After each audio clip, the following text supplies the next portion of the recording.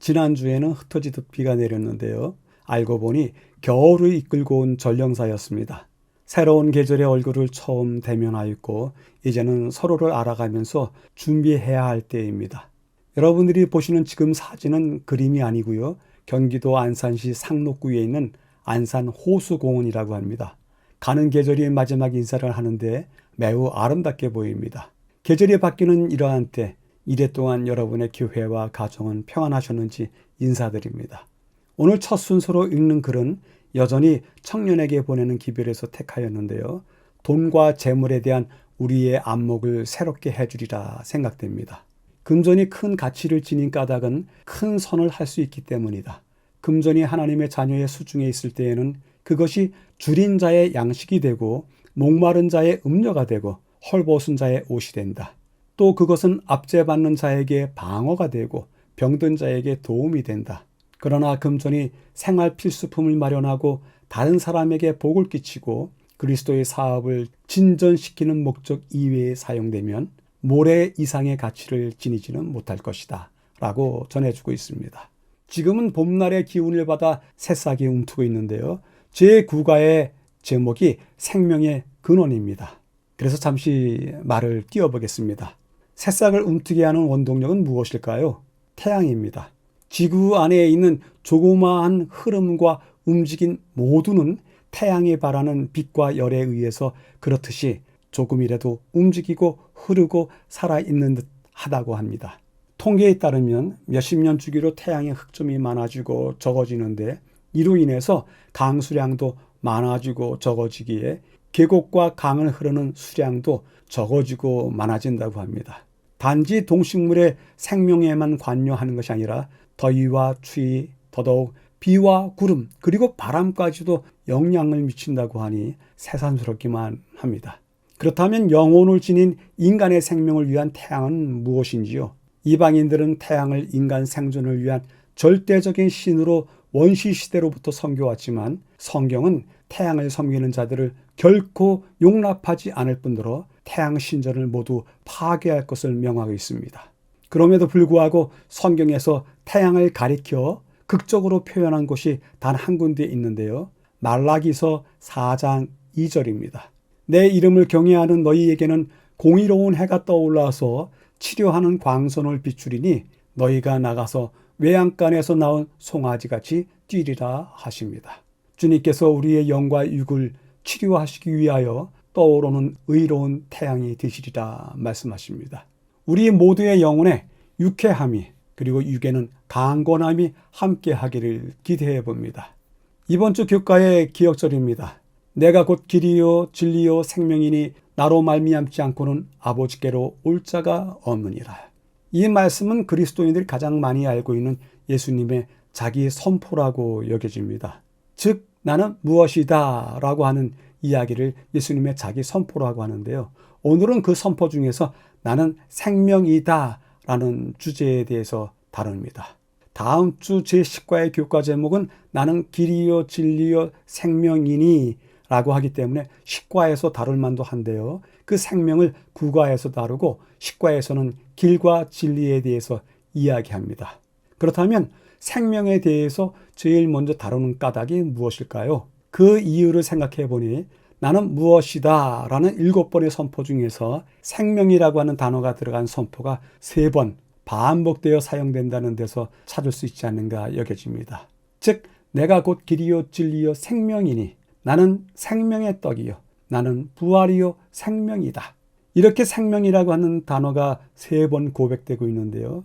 이 고백 속에서 여러 단어들을 어울려서 새롭게 조합해 본다면 생명이 근본적으로 전제되어야만이 생명의 떡도 필요하고요. 또 생명이 있기 때문에 부활도 있게 되고요. 생명이 있는 것이어야만이 길도 진리도 필요하지 않는가 유추해 보게 됩니다. 이번 주 기억절 말씀을 줄여보도록 하겠습니다. 나는 생명이다. 나를 통하여 아버지께로 가게 되리라. 이번 주 교과의 매일의 제목들입니다. 일요일 그 안에 생명이 있었으니, 월요일 영생의 말씀, 화요일 믿음과 새롭게 태어남, 수요일 생명의 근원을 거절함, 목요일 정죄. 각 날의 제목에서 알 수 있듯이 이번 주 내용은 주님으로부터 오는 생명을 얻어서 새롭게 되어야 하는 것을 경험해야 하지만 많은 사람들이 주님을 거절함으로써 정죄에 이르게 되었다라고 합니다. 5날을 재구성해서 분류해 보도록 하겠습니다. 일요일과 월요일과 화요일은 한데 모아서 생명을 얻어 새롭게 태어나는 이야기를 하고 있고요. 수요일과 목요일은 그 생명을 거절함으로써 정죄에 이르게 된다고 이야기를 하고 있습니다. 전체 배경을 확인하겠습니다. 생명의 근원, 스스로 있다, 요한복음 전체를 관통한다, 거부한 이면에는 그러한 단어들이 보이는데요. 전체 배경에서 말하는 바는 나는 무엇이다. 이 선포는 두 분 하나님, 아버지 하나님과 아들 하나님의 자기 표현 방식이다 라고 이야기를 하고 있습니다. 본문에서 확인하도록 하겠습니다. 요한복음에서 당신은 누구냐는 질문에 예수님은 하나님이 자신을 표현하는 방식을 그대로 사용하시면서 대답하셨습니다. 나는 스스로 있는 자다. I am. 이 선언은 불붙은 떨기나무 가운데서 모세에게 나타나셨던 하나님이 자기 자신을 표현한 방식입니다.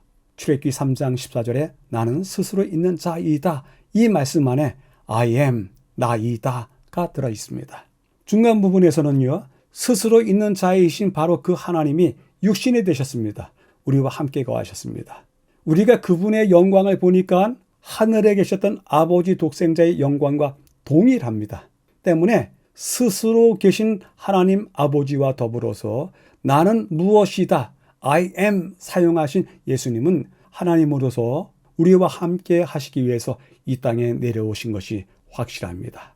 나는 무엇이다 라는 주제는 요한복음 전체를 관통하는 바 이 소리가 제일 크게 들리고 또 마음에 깊이 남습니다.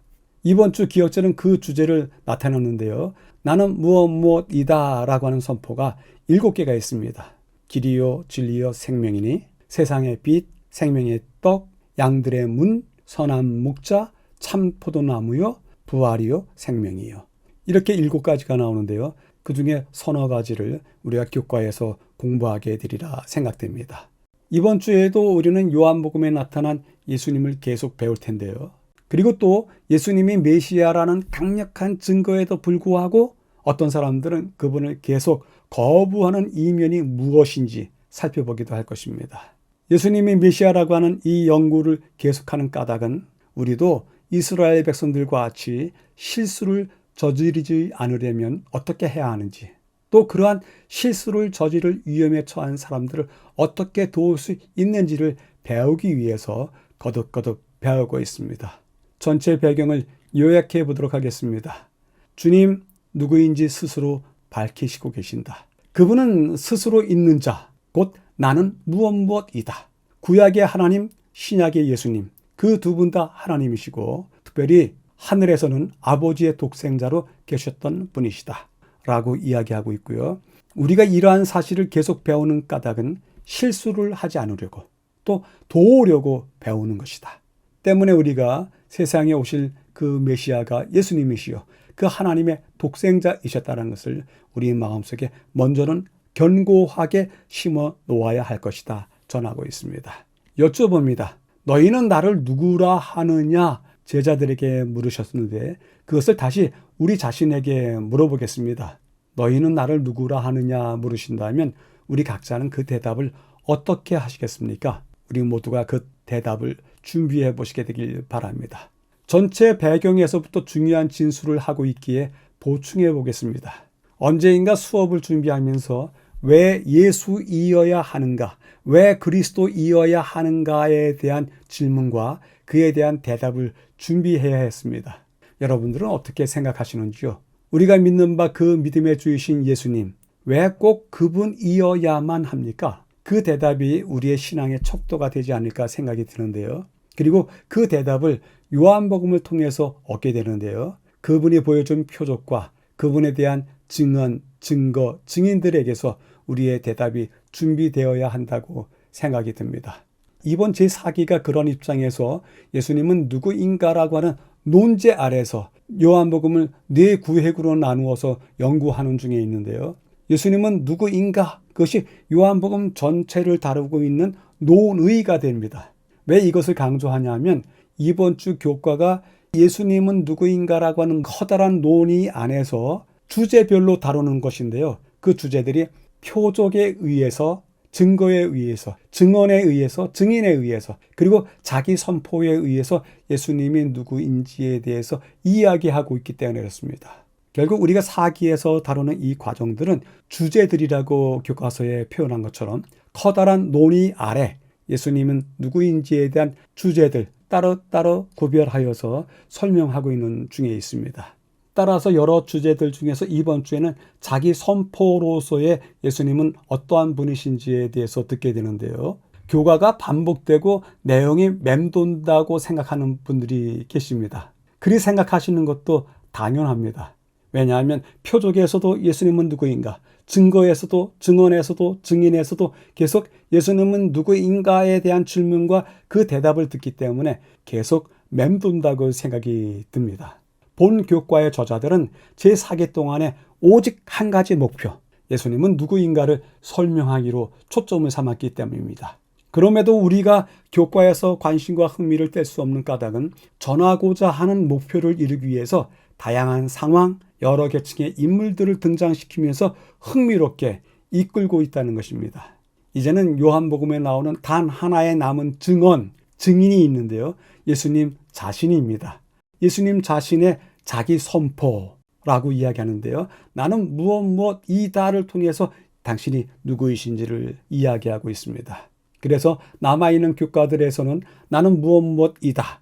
그리고 삼위일체와의 관계가 어떠한지, 그리고 당신이 누구인지에 대해서 가장 잘 알려주는 그 시간, 때에 대한 이야기를 앞으로 몇 주 하게 될 것입니다. 그래서 당신이 누구이냐에 대한 자기 선포, 남아있는 교과를 간단하게 살펴보면요. 오늘 9과는 생명의 근원, 나는 생명이다. 10과는 나는 길이요 진리이다. 그리고 11과에 가서는 아버지와 아들과 성령과 하나이신 것, 그래서 나는 하나님이다 라고 하는 것을 또 밝히시고요. 12과에 나가서는 이 땅에 오신 당신의 목적이 무엇인지, 그 때에 대해서, 그 시간에 대해서 설명을 하고 있는데, 그것이 예수님의 사업과 예수님의 생애의 최고의 시간입니다. 아픈 시간이지만 그 시간을 통해서 그분이 하나님이 어떤 분이신지를 드러내기 위해서 오신 그 목적을 모두 다 이루시는 커다란 순간입니다. 그리고 마지막 제13과에서는 지금까지 우리가 다뤘던 하나님의 말씀, 예수님의 말씀을 통해서 그 말씀을 안다는 것이 무엇일까? 그것이 어떻게 믿음으로 연결되는지 배우게 될 것입니다. 오늘서부터 몇 번 남아있는 여러 과들도 매우 흥미롭기도 하고 또 잘 익혀둬야만 하리라 생각을 해봅니다. 어찌 보면 이 모든 것들이 신학적인 설명들이 주된 내용이겠지만 그래도 우리 가슴을 뛰게 하는 교과 내용들이 되기를 기대해 봅니다. 교과의 저자들은 친절하고 쉽게 그 내용을 설명하기에 충분히 이해할 수 있을 뿐 아니라 우리 신앙을 깊게 내면화시킬 수 있도록 이끌어주고 있습니다. 모쪼록 거듭되는 이야기에 깊은 관심을 가져주시길 바랍니다. 첫째 날입니다. 그 안에 생명이 있었으니 생명은 그리고 그분의 생명을 받을 수 있도록 나타내시기 위해 오셨다. 첫째 날 이야기는 생명에 초점을 맞추었는데요. 그래서 첫째 날 다 공부하다 보면 영원히 자존하는 신성한 생명, 그것을 하나님께서 나누시려고 오셨다 하는 것을 느끼게 될 것입니다. 확인해 보도록 하겠습니다. 첫 번째 부분에서는 여러 자료들을 제공하는데요. 이럴 때는 단순하게 모아서 정리하는 것이 쉽게 이해될 수 있기에 표로 요약해 보았습니다. 첫 번째 부분의 이야기가 그것입니다. 요한복음 1장 1절에 이 말씀은 곧 하나님이시라 했고 1장 4절에 그 안에 생명이 있었다라고 이야기를 해주십니다. 그렇다면 생명이라는 것이 무엇일까요? 예수님은 곧 하나님이신데 그 안에 생명이 있었다. 그 생명은 무엇일까요? 어머니 아버지가 물려준 생명일까요? 그것을 넘어주는 생명일까요? 물론 넘어서는 것입니다. 그래서 교과에서는 예수님 안에 있는 이 생명은 파생되지 않은 영원히 자존하는 신성한 생명이라고 말하고 있습니다. 때문에 첫 번째, 그분 안에는 생명이 있기에 그분은 생명을 내어놓으셨다가 다시 취하실 수도 있다. 두 번째, 그분 안에는 참 생명이 있기에 그분은 원하는 자에게 생명을 주실 수 있다. 이렇게 두 가지를 이야기하고 난 다음에 생명에 대해서 이야기를 풀어 쓰는데요. 생명을 조에라고 씁니다. 이 생명이 요한복음에 36번 사용됐는데요. 신약 전체의 25%에 해당될 정도로 많이 사용했습니다. 요한복음 1장 4절 5절에 그 안에 생명이 있었으니 이 생명은 사람들의 빛이라 하셨을 때 그 생명은 이 땅에 있는 모든 생명의 근원을 가리키기도 합니다. 그러면서도 세 번째 적은 것처럼 요한복음의 대부분은 구원의 약속으로서의 영원한 생명을 뜻함으로써 쓰였다라고 이야기합니다. 즉 생명을 나누어 주심으로 영원히 살 수 있는 생명을 우리에게 주셨다. 그것이 구원의 약속으로 주어진 것이다. 이야기를 하고 있습니다. 결국 생명이 복음이 되는 것입니다. 창조 시에 생명을 주신 그분이 잃어버린 바 된 세상에 구원과 영생을 주시는 바로 그분이시다라고 하는 생명을 통한 복음이 우리에게 제시되고 있습니다.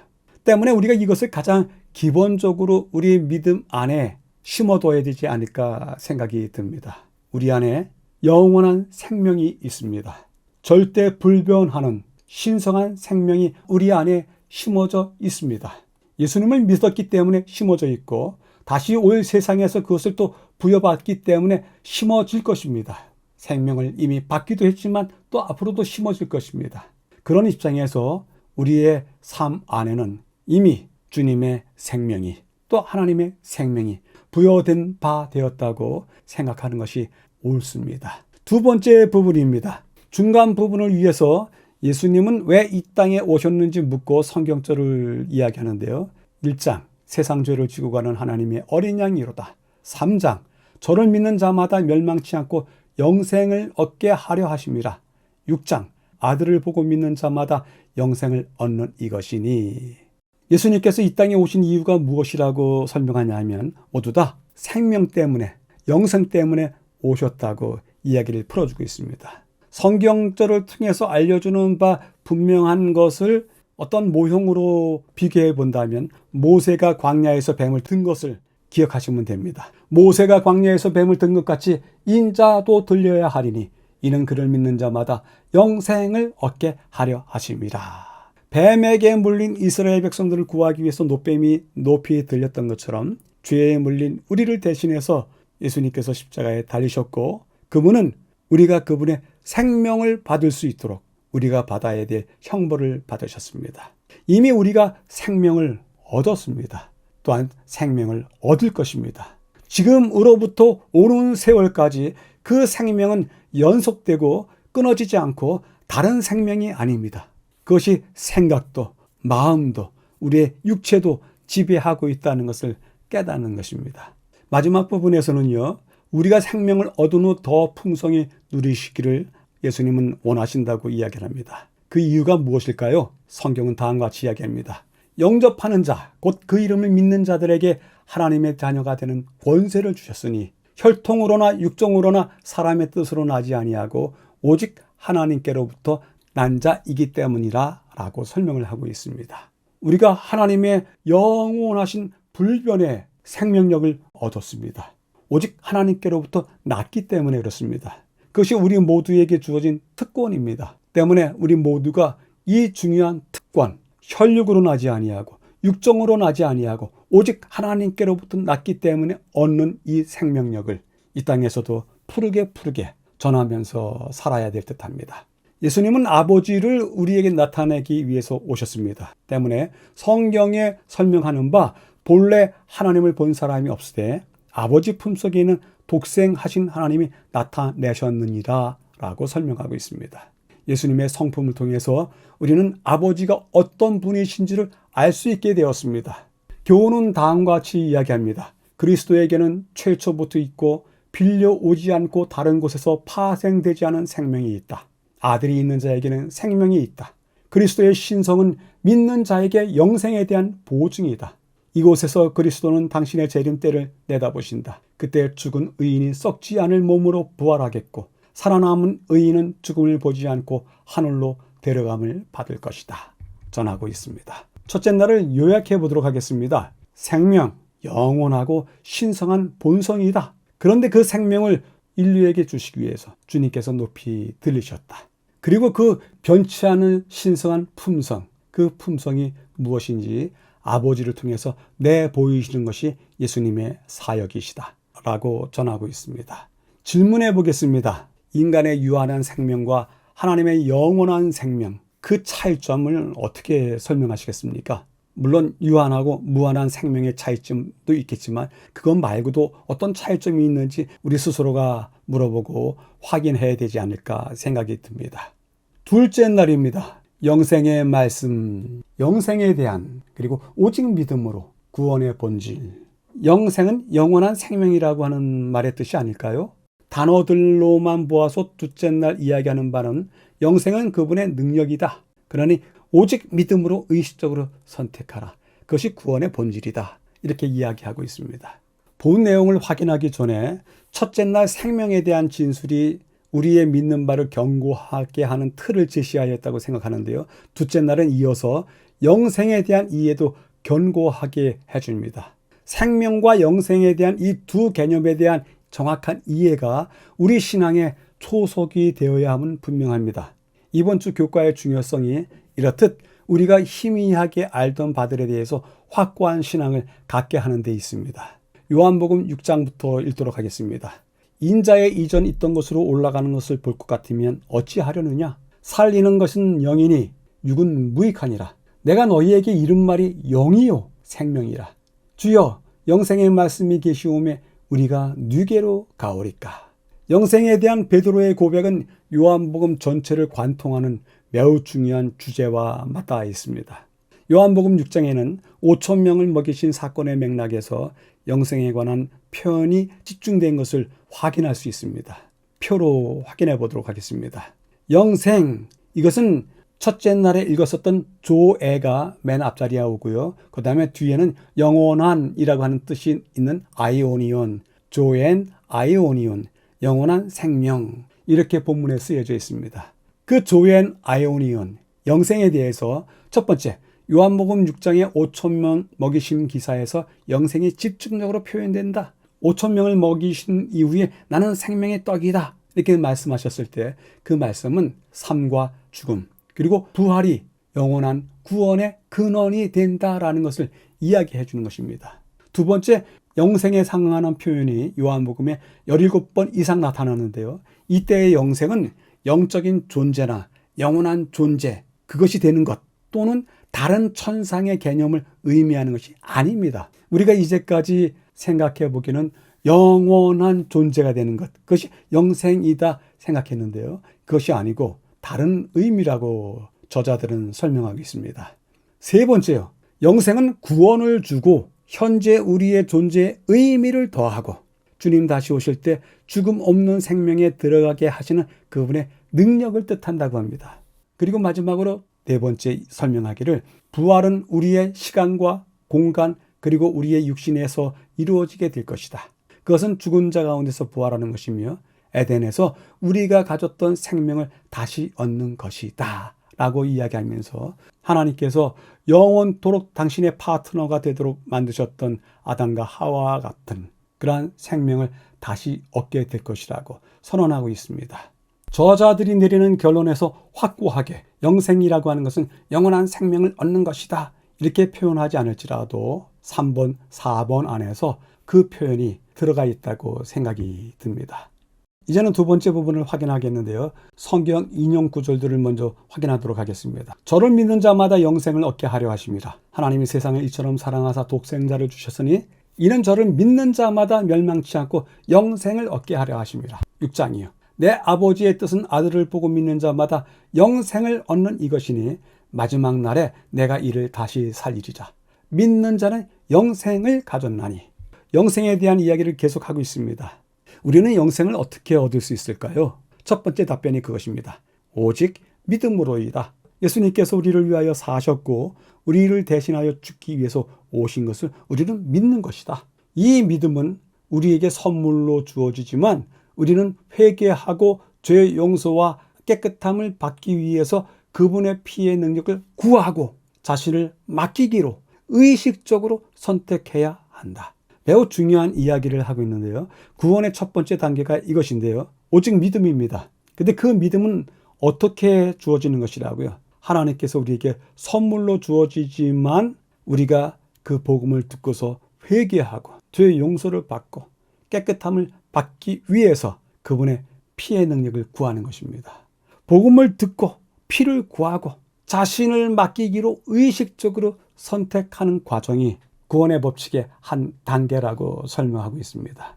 마지막 부분에서는요, 제자들의 선택은 어떠할지 묻는 예수님의 질문에 대해서 베드로가 대답을 하는데요.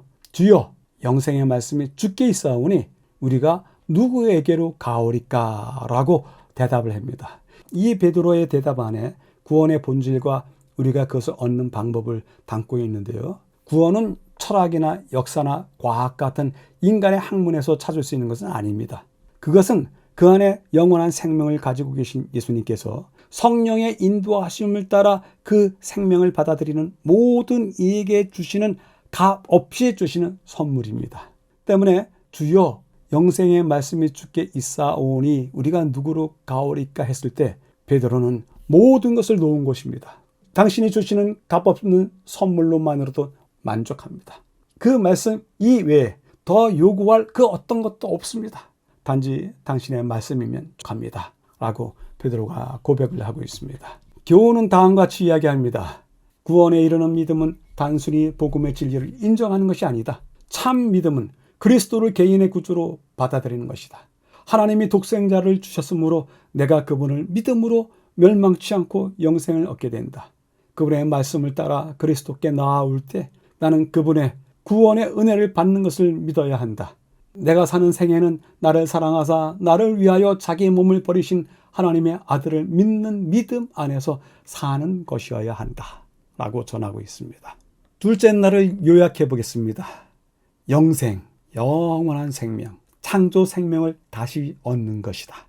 나, 주님을 만났을 때 나는 믿음에서 무슨 역할을 할 수 있을 것인가? 의식적으로 선택해야 된다. 그런 이후에는 구원이 값 없이 주시는 선물로서 우리에게 주어질 것이고 우리는 그것을 믿음으로 주님 오실 때까지 품고 사는 것이다. 라고 전하고 있습니다. 여쭤봅니다. 창조 때의 생명으로 내 머리와 가슴은 매일 새롭습니까? 분명히 영생을 우리가 얻은 바 되었는데 영생을 얻는 것이 창조 때 아담과 하와가 가졌던 생명으로 다시 돌아가는 것이라고 했는데 과연 내 머리와 가슴과 내 심장은 매일 새로운 생명으로 뛰고 있는지 여쭙게 됩니다. 셋째 날입니다. 믿음과 새롭게 태어남, 영생을 얻게 하려고 하나님의 선물이다. 성경적 믿음은 이런 단어들이 보이는데요. 단어들을 모아펴 보면 그리스도인됨의 단계가 있다. 영접해야 되고 영접한 이후에 주시는 권세, 그 권세에 의해서 살아가야 된다 하는 것들이 보이게 됩니다. 그것이 바로 성경적 믿음이다 설명을 하는데요. 확인하도록 하겠습니다. 요한복음 1장을 읽도록 하겠습니다. 영접하는 자, 하나님의 자녀가 되는 권세를 주셨다. 혈통으로나 육정으로나 사람의 뜻으로 나지 아니하고 오직 하나님께로서 난 자들이니라. 조금 전에도 읽었는데요. 다시 한번 셋째 날에 성경으로서 제시되고 있습니다. 본문을 확인하도록 하겠습니다. 요한은 우리가 예수님을 믿고 그분의 이름을 힘입어 영생을 얻게 하려고 복음을 기록한 것이 분명합니다. 요한복음 1장에서는 이 과정을 두 단계로 설명하고 있는데요. 첫 번째는 우리가 그분을 영접하는 것입니다. 즉 그분을 믿는 것입니다. 두 번째 단계는 그분은 우리에게 하나님의 자녀가 되는 권세를 주셨는데 13절은 이것을 하나님으로부터 난 것이라고 설명을 합니다. 따라서 그리스도인이 되는 데에는 인간적인 측면과 신적인 측면이 함께 있어야만 합니다. 우리는 믿음으로 행해야 하고 그분을 영접하고 빛에 열려 있어야 하지만 마음을 거듭나게 하시는 분은 오직 하나님이십니다. 우리가 우리 자신을 거듭나게 하려고 아무리 노력할지라도 우리는 여전히 그 사람입니다. 때문에 우리가 거듭나려고 하는 노력을 우리 자신에게 맡기지 말고 기도하고 주님을 바라봄으로써 우리가 거듭난다는 뜻입니다. 중간 부분에서는요, 결국 믿음은 그분의 말씀을 들음으로써 얻는 하나님의 선물인 것입니다. 인용문이 있습니다. 확인하도록 하겠습니다. 그리스도에 대한 참되고 지속적인 믿음을 갖기 위해서는 말씀에 나타난 대로의 그분을 알아야 된다. 말씀에 나타난 대로의 그분을 알아야 된다. 이곳에 우리의 도전이 시작되어야 될 것 같습니다. 우리는 말씀에 나타난 대로의 그분이 아니라 우리가 알고 싶어 하는 대로의 그분, 우리가 보기 원하는 부분에서만의 그분을 알고 있는 것이 아닌가 생각이 들 때가 있는 것입니다. 두 번째는요, 인간의 마음에 영향을 미치고 인간의 마음을 밝게 해주시는 하나님의 성령께서 하나님을 믿는 믿음을 창조하신다라고 이야기합니다. 조금 전에 말씀드렸던 거듭남에 대한 이야기가 이 부분에 해당이 됩니다. 아들을 메시아로 믿고 영접하는 사람은 영생을 얻습니다. 요한도 예수님께서 하신 말씀을 받아들이고 믿는 것을 그렇게 강조하고 있습니다. 그리고 우리에게 확신을 주시는 것은 성령님께서 하시는 일이 분명합니다. 따라서 앞부분에서 인간적인 측면과 신적인 측면이 있다고 강조했는데 그 강조를 중간 부분에서 해결해 주고 있습니다. 마지막 부분에서는요, 로마서를 읽으라고 하는데요. 성령의 친히 우리 영으로 더불어 우리가 하나님의 자녀인 것을 증거하시나니. 우리의 마음속에 성령의 역사에 기초한 믿음, 즉 성경적 믿음이 우리 믿음의 기초가 되어야 한다는 것을 이야기해 주고 있습니다. 인용문이 있는데요. 확인하도록 하겠습니다. 믿음을 보는 눈과 듣는 귀는 큰 축복이다. 아주 짧지만요. 이것이 믿음이라고 볼 수 있는 눈. 그리고 이것은 믿음과 관련되어 있다. 라고 듣는 귀. 그것은 큰 축복이다. 우리의 믿음의 눈과 귀는 과연 얼마나 밝고 현명한가요? 다시 한번 생각해 보게 되는데요. 사람이 말하는 믿음을 얻는 방법은 먼저 믿을 만한 근거를 찾고 믿음의 이유가 있을 때 믿을 수 있다고 말합니다. 그런데 성경이 말하는 바 믿음을 얻는 방법은 좀 다릅니다. 믿음 자체가 기초가 되어 있어야 되는데 그 믿음은 하나님께서 주시는 선물입니다. 종전에도 말씀드렸습니다만 이것을 선물로 받기 위해서는 우리가 해야 될 일이 있지만 믿음 자체까지라도 우리의 결정은 아닌 것입니다. 하나님의 선물인 것입니다. 우리는 믿음이라는 기초에서 시작해서 지혜와 은혜 안에서 성장해 가는 것입니다. 진정 우리가 갖고 있는 믿음이 하나님께서 주신 것인지 아니면 내가 결심하고 결정한 거, 내가 본 대로와 들은 대로에 의해서 내 방식대로 결정된 것인지 한 번쯤은 묵상해 보아야 되리라 생각해 봅니다. 교훈은 다음과 같이 이야기합니다. 사람이 그리스도를 개인의 구주로서 영접할 때 구원이 그 영혼에게 이른다. 삭개오는 그저 지나가는 손님처럼 그의 집에 그리스도를 영접한 것이 아니라 영혼의 성전에 거하시는 분으로서 그를 영접하였다. 서기관과 바리새인들은 삭개오를 죄인이라고 비난하였고 그리스도가 그의 손님이 되는 것을 불평하였으나 주께서는 그를 아브라함의 아들로 인정하셨다. 이는 믿음으로 말미암는 자들은 아브라함의 아들이기 때문이다. 주님께서 주시는 믿음으로 말미암아 세상을 살게 되기를 바라봅니다. 셋째 날을 요약해 보겠습니다. 주님을 영접하라. 권세를 주실 것이다. 주님께서 우리에게 영생을 주시고 성령께서 우리를 그것을 또한 확신시켜 주실 것이다. 믿음을 가지라. 그 믿음은 하나님께서 주시는 선물이라. 손을 벌려 기도하며 받으라. 그리고 은혜 속에서 자라가라. 라고 요약할 수 있겠습니다. 여쭤보게 됩니다. 우리가 알고 있는 구원에 이르는 길, 그것을 말할 수 있습니까? 아니면 이번 주 배우면서 다시 정리하면서 차근차근 쌓으면 새로워질 것 같습니까? 우리 모두 다 다시 한번 나의 것과 교과가 이야기하는 것을 비교해 가면서 정리해 보시게 되기를 바랍니다. 사과입니다. 생명의 근원을 거절함, 거절당하셨다. 인본주의적, 부정적인 보고, 이런 단어들이 보이는데요. 거절의 이유, 의심과 부정적 견해가 생명의 근원을 거절하게 된다. 설명하는 듯합니다.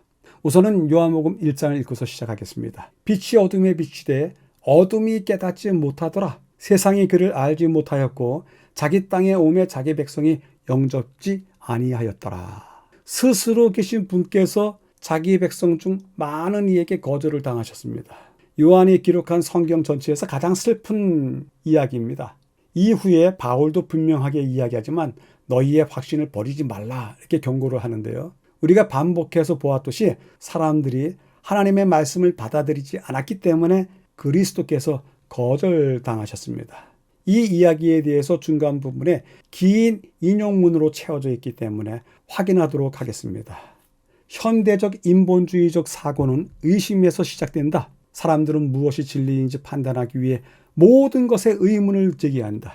이 의심의 불길을 거치고 살아남은 것은 바위처럼 확고한 지식으로 받아들이고 믿을 만한 것으로 여긴다. 어떤 사람들은 동일한 방법을 성경에도 적용하여 성경에서 무엇이 진리인지 결정하기 위해서 과학, 역사, 심리, 철학, 고고학 또는 지질학의 관점에서 모든 것에 의문을 제기한다. 성경의 진실성에 대한 의심으로 시작해서 의심으로 만들어가는 것이다. 그리스도께서는 인자가 올 때 세상에서 믿음을 보겠느냐라고 물으셨다. 이 인용문은 매우 중요한데요. 현대적인 학문의 방법이 여기 있습니다. 의심하라. 그리고 또 의심하라. 결국 그러한 학문적인 방향 때문에 성경에 대해서도 그렇게 하는 것입니다. 그런 입장에서 우리에게는 믿음에 있어서 그러한 태도를 취하지 말라고 말씀을 해주시고 계십니다. 세 번째 부분을 위해서도 민수기를 먼저 읽도록 하겠는데요. 40일 동안의 땅을 탐지하기를 마치고 돌아왔다. 우리가 곧 올라가서 그 땅을 취하자. 능히 이기리라. 우리는 능히 올라가서 그 백성을 치지 못하리라. 그들은 우리보다 강하니라. 우리는 스스로 보기에도 메뚜기 같으니 그들의 보기에도 그와 같았을 것이니라.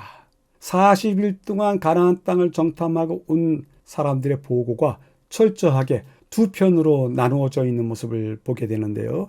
가데스 바네아에 있을 때 이스라엘 사람들이 저지른 죄에 대해서 하나님의 말씀을 의심한 것에 대해서 성경절이 제시하고 있습니다. 하나님께서는 그들에게 올라가서 그 땅을 차지하라고 말씀하셨지만 가나안 땅을 정탐하기 위해서 12명의 정탐꾼들이 갔다 온 다음에 보고는 두 가지였습니다. 10명은 부정적인 보고였습니다. 그 땅에 거인들이 있다. 도시가 성벽으로 둘러싸여 있다. 한 번도 본 적 없는 무기로 잘 훈련되어 있다. 반면에 우리는 군사 경험이 거의 없는 이집트의 노예 출신에 불과하다 라고 보고를 했습니다. 10명의 정탐꾼들은 인간적인 관점에서 압도적인 증거를 근거로 가나안 정복을 반대했던 것입니다. 우리도 어떤 때 교회 일에 대해서 압도적인 증거 때문에 이것은 하지 못한다라고 이야기할 때가 있는데요. 가능합니다. 그럴 때가 있습니다. 그럴 때 우리가 다시 한번 가데스 바네아 사건, 정탐꾼의 보고 사건을 기억하면서 방법을 찾아야 되지 않을까 생각도 해보는데요. 오직 2명의 정탐꾼만 하나님의 말씀에 강력한 능력에 대한 믿음을 바탕으로 찬성했습니다. 교훈은 다음과 같이 이야기합니다. 많은 사람이 구속의 경륜의 신비가 그들에게 분명해질 때까지 그리스도를 받아들이려 하지 않는다. 그들은 무수한 사람이 그분의 십자가를 바라보고 그 효과를 체험한 사실을 알면서도 믿음으로 바라보기를 거절한다. 그들은 의의 태양의 빛을 바라는 이유를 깨달을 때까지 그 빛 가운데서 행하기를 거절한다. 이런 노선을 고집하는 자들은 아무도 진리의 지식에 도달하지 못할 것이다. 하나님께서는 의심할 여지를 모두 제거하지는 않으실 것이다 라고 말씀을 하십니다. 마지막 말씀이 우리 모두에게 교훈이 되기를 바랍니다. 넷째 날을 요약해 보겠습니다. 말씀을 거부하였기 때문에 주님도 거부하게 된다. 특별히 현대인으로서의 우리, 인본주의적인 사고가 판치는 세상에 살고 있다. 그들은 시종, 처음부터 마지막까지 의심한다. 그리고 확고한 증거를 찾는데 그들이 원하는 것은 압도적인 증거이다. 그런데 그렇게 하지 말라. 그 대신에 하나님의 말씀에 강력한 능력에 대한 믿음을 바탕으로 하라 라고 요약할 수 있겠습니다. 여쭤봅니다. 나는 어떤 증거 때문에 믿는가? 또한 그 증거가 충분한가? 하나씩 지나가면서 확인해 보시게 되길 바랍니다. 5째 날입니다. 정죄, 벌써 심판을, 어둠으로 돌아가는 것, 그리고 합리화하기, 이런 단어들이 보이는데요. 결국 하나님을 거부했을 때 나타나는 현상들이 무엇인지에 대해서 이야기하고 있습니다. 심판을 받았습니다. 그리고 그들이 거부하는 것은 어둠으로 돌아가는 것입니다. 그리고 합리화하는 모습이 그들 안에서 보이는 것입니다.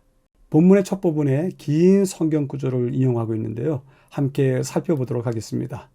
믿지 아니하는 자는 하나님의 독생자의 이름을 믿지 아니하므로 벌써 심판을 받은 것이라. 악을 행하는 자마다 빛을 미워하여 빛으로 오지 아니하나니 이는 그 행위가 드러날까 함이요 라고 기록하고 있습니다. 이 성경 구절은 두 가지 중요한 점을 말해주고 있는데요. 첫 번째는 벌써 심판을 받았다고 이야기하고요. 두 번째, 악을 행하는 까닭은 그들의 행위가 드러날까 함이라고 합니다. 또다시 본문으로 돌아가서 확인하도록 하겠는데요. 사람들이 심판받는 이유를 성경 구절을 통해서 확인해 보겠습니다. 요한복음 3장, 믿지 아니하는 자는 하나님의 독생자의 이름을 믿지 아니함으로 벌써 심판을 받은 것이라. 36절, 아들을 순종치 아니하는 자는 영생을 보지 못하고 도리어 하나님의 진노가 그 위에 머물러 있느니라. 세상의 빛이신 예수 그리스도를 거부하는 것은 우리를 의심과 마귀의 유혹에 빠지게 합니다. 그것은 빛에서 어두움으로 돌아서는 것입니다.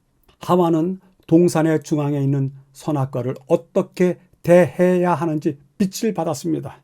사탄이 그 빛을 의심하도록 유혹했습니다. 그녀는 하나님은 사랑이며 당신이 창조하신 피조물을 멸망시키지 않을 것이라고 생각을 했습니다. 그런지 아닌지 하나님의 말씀을 시험하기로 했습니다. 그녀는 또한 자신의 감각을 신뢰했습니다. 뱀이 그 열매를 먹었기에 이제 말할 수 있는 능력을 갖게 된 것 같아 보였습니다. 그녀도 열매를 먹으면 하나님처럼 될 수 있다고 하는 뱀의 말이 혹 맞을지도 모른다고 생각을 했던 것입니다. 이렇게 하와는 여러 단계를 거쳐가면서 기만당하고 있는 것입니다. 스스로에게 기만당하고 있는 것입니다. 결국 그러한 기만들 가운데서, 그러한 자기 신뢰 가운데서 하와는 빛에서 어둠으로 돌아섰고 아담도 같은 길을 선택했습니다. 마지막 부분에서는 마태복음을 읽으라고 하는데요. 4장, 성령에 이끌리어 마귀에게 시험받으러 40일을 밤낮으로 금식하신 후에 줄이신지라. 내가 만일 하나님의 아들이어든 명하여 이 돌들이 떡덩이가 되게 하라. 사람이 떡으로만 살 것이 아니요 하나님의 입으로 나오는 모든 말씀으로 살 것이라 하였느니라 하시니. 그리스도께서 시험을 대하실 때도 아담과 하와, 홍수 이전의 사람들, 가데스 바네아에서의 이스라엘 사람들이 소유했던 것과 동일한 인성을 가지고 계셨습니다. 사랑의 하나님이 왜 아들을 음식과 보호도 없이 광야에 40일 밤낮으로 내버려 두실까 질문할 수도 있었습니다. 또한 돌을 떡으로 만들어 당신이 아들이심을 증명하기로 마음 먹을 수도 있었을 것입니다. 많은 사람들, 심지어 믿음을 가진 사람들도 흔히 하는 것처럼 그분도 잘못된 결정을 내리는 것을 합리화하기 쉽지 않았었겠는가. 그럼에도 불구하고 그분은 시험 앞에서 하나님의 말씀으로 응답하셨습니다.